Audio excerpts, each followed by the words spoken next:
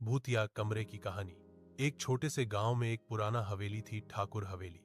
लोग कहते थे कि उस हवेली के ऊपर वाले कमरे में कोई नहीं जाता, क्योंकि वहां से रात को चीखें और अजीब हंसी की आवाजें आती थीं।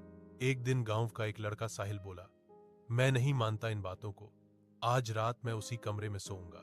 रात का समय था, हवेली में सन्नाटा पसरा हुआ था। साहिल टॉर्च लेकर ऊपर वाले कमरे की ओर बढ़ा।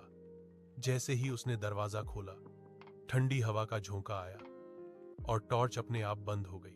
कमरे में सिर्फ चांद की हल्की रोशनी थी। साहिल ने चारों ओर देखा, एक टूटी कुर्सी, जाले और दीवार पर पुराने खून के निशान।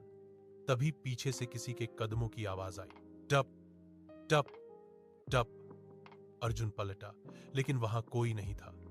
उसका दिल जोर जोर से धड़कने लगा।